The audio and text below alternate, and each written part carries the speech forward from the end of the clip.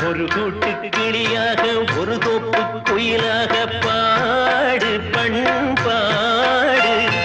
இறை தேட பறந்தாலும் திசை மாறி திரிந்தாலும் கூடு ஒரு கூடு